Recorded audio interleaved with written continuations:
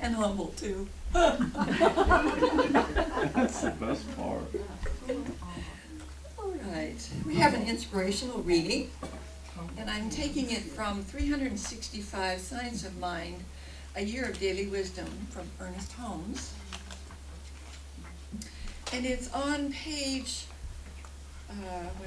348.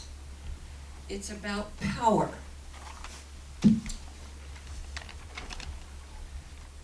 So God created man in his own image.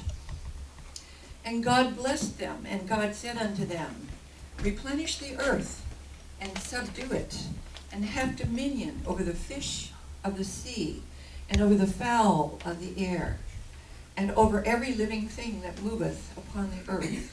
From Genesis 1:27 to 28.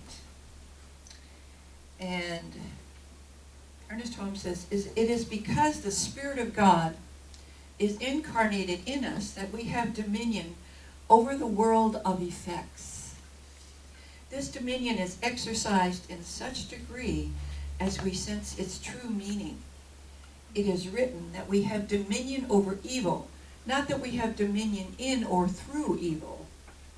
Spiritual dominion is exercised only as we rise above that which denies the divine goodness. Today I exercise my spiritual dominion through the recognition that good alone is real, that God is the only presence, and love the only power. Today I rise above the sense of separation into a consciousness of my union with good. Today I understand that the power of God flows through me to everything I contact. We all use the creative power of the universal mind every time we use our own mind. From the Science of Mind textbook, page 30.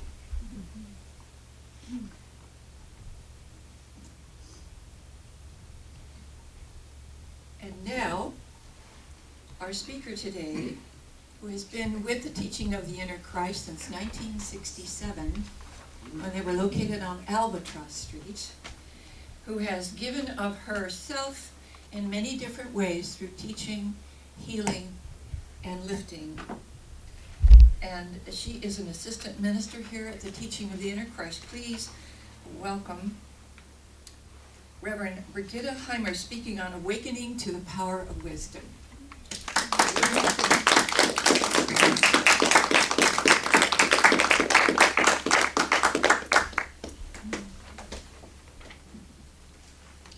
Thank you, Jennifer.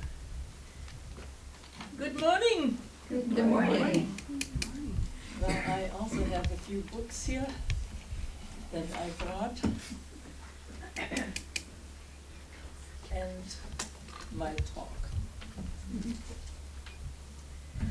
Awakening to the power of wisdom. You know, in this beautiful book, we have it in the bookstore. It's by Charles Fillmore, called The Revealing Word. And he defines wisdom as follows. I have 4 points. Intuitive knowing, spiritual intuition, the voice of God within as the source of our understanding, and mental action based on the Christ truth within. And he continues, and I quote, wisdom includes judgment, discrimination, intuition, and all the departments of mind that come under the head of knowing. So this knowing capacity transcends intellectual knowledge. Spiritual discernment always places wisdom above the other faculties of the mind and reveals that knowledge and intelligence are auxiliary to understanding. And the quote continues a little further. these attributes come from the Spirit of Christ within us. The price that we must pay for the conscious attainment of divine wisdom and understanding is the letting go of the personal self with its limited beliefs. So Paul saw the Christ waiting at the door of everyone when he wrote, and I quote, "Awake, thou that sleepest, and arise from the dead, and Christ shall shine upon thee." Is in Ephesians 5, chapter 5, verse 17. That was a long quote, wasn't it? So this morning, let's look at these 4 definitions of wisdom individually, because I believe the first course of inner sensitivity in our curriculum here at the Teaching of the Inner Christ is dealing with these definitions in more detail. And of course, most of you have several times, I'm sure, taken this course. So let's first look at the power of wisdom has to do with intuitive knowing. I am sure each one of us has experienced an aspect of it. For example, your telephone rings, and before you answered the phone, you already knew who was on the other end of it. Isn't that correct? I have an example of this summer. In July of this year, I was driving on the freeway from Germany to Oberhofen, located at Lake Thun in Switzerland. But during that time, there were major road repairs going on. And interestingly, and not very, let's say, not very applicable to usually the Swiss people, but the detours were not very clearly marked. And I ended up at the opposite shore of the lake. So as I am thinking back regarding this situation, I am surprised now that my intuitive knowing did not register in my mind. For me, it was no catastrophe. But nevertheless, it was somewhat inconvenient because, as you can imagine, I was eager to arrive at my home after I had been on the road for close to 8 hours. From Germany, Hanover, to Switzerland, Oberhofen. So that to that point. And the second point, the power of wisdom has to do with spiritual intuition. Now that I am retired from my professorship at the University of San Diego, I enjoy the luxury of sleeping in. Anybody else like that? In other words, no more sudden awakening when the alarm clock rings. And I no longer have to get up at 6 o'clock in the morning in order to be on the extremely crowded Freeway 94. Anyone who knows that freeway knows what I'm talking about. To be there by 7 o'clock, to be in my office at USD before 8 o'clock. No more of that. Yay! And the voice of God within us, the source of our understanding. Here at the Teaching of the Inner Christ, we learn that the voice of God within is our connection with our own Christ self, or I am self. We establish that contact in the first course of our curriculum, called Inner Sensitivity. Everyone, I hope, still remembers that first course. And do you still remember the experience you had when you took that course and learned the name of your Christ self or I am self? Does anybody want to share this morning, if you recall that? Anybody? Yes, Reverend Elaine? I learned that Jesus is my inner Christ, and I had already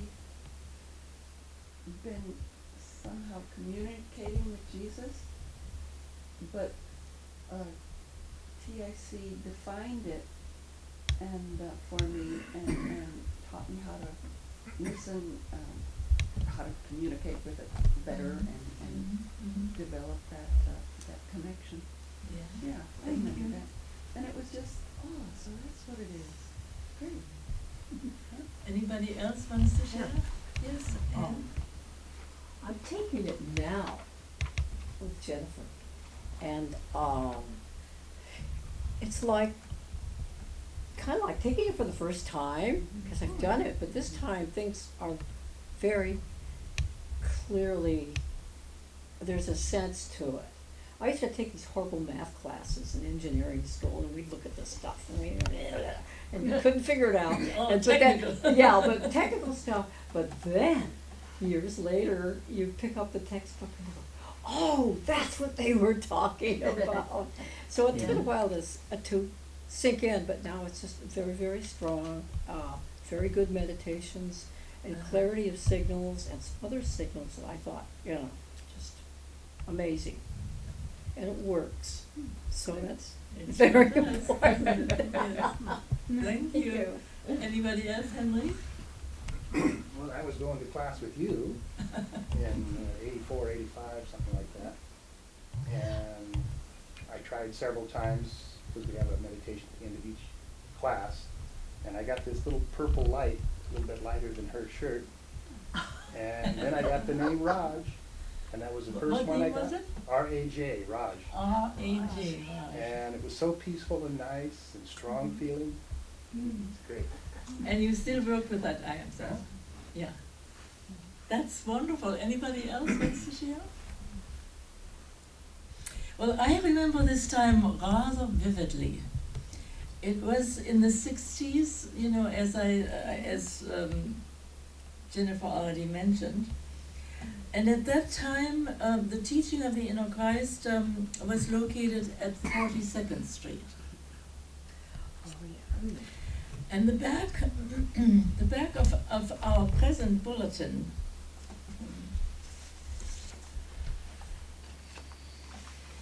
this morning defines what TIC is.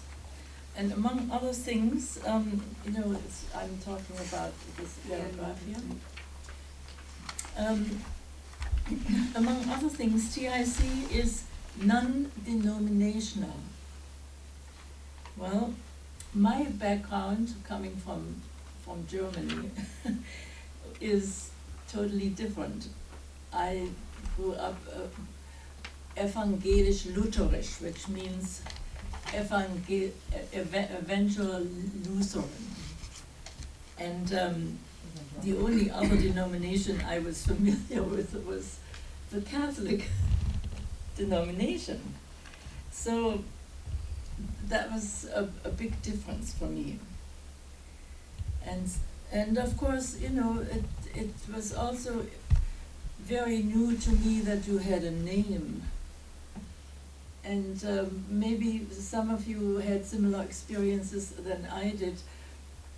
Even though I knew that name, it took me a while to always call on that name. Anybody else had that same feeling? You needed to get familiar and to really remember, that this is your inner self, part of your being. So that was an interesting part.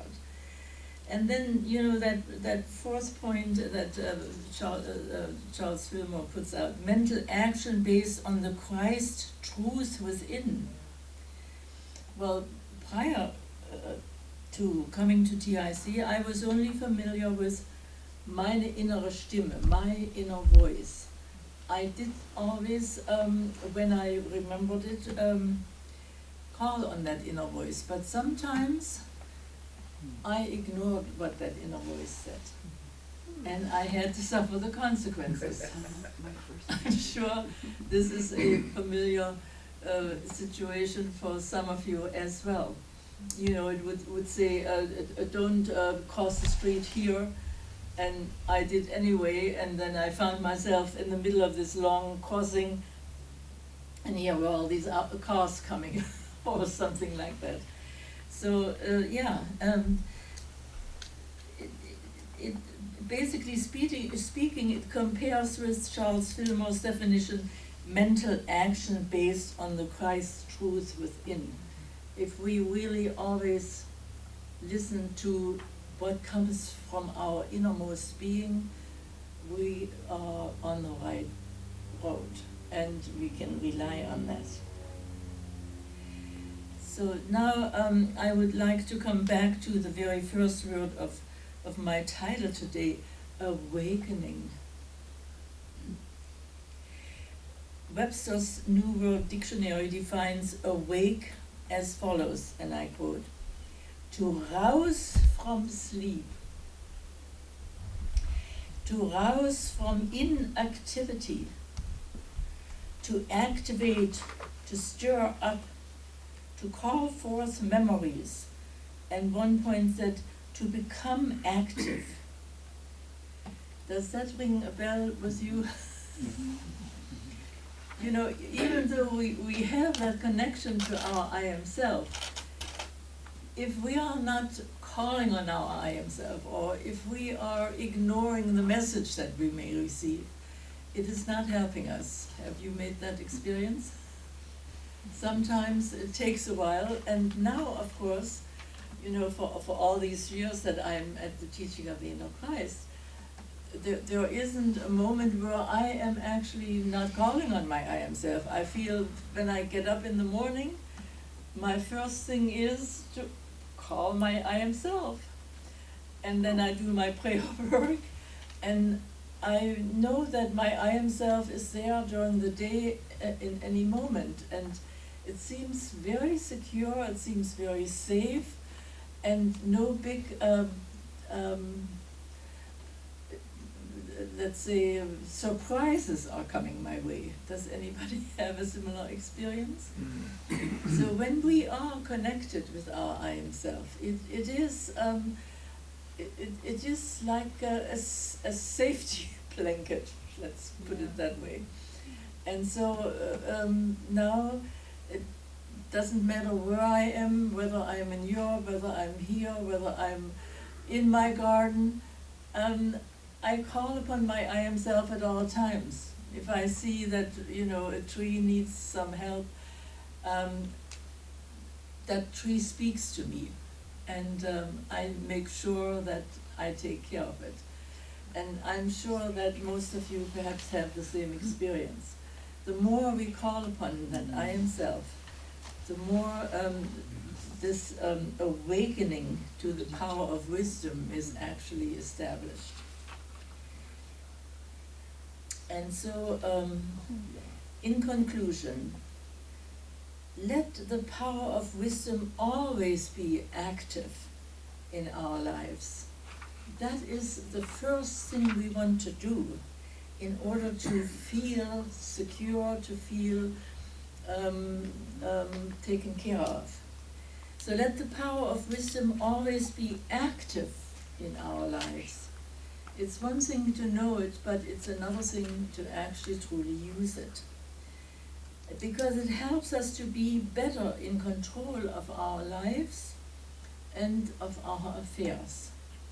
And that is my message today. Let me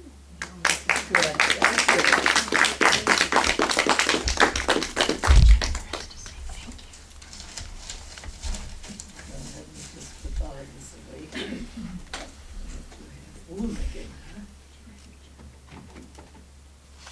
So this is the revealing word. It might have now a different color, but I have had it for a long time, Charles Fillmore. And I'm amazed, really, every time I read again, how much wisdom comes through this book. And of course, this is my Holy Bible, without which I would not be able to live.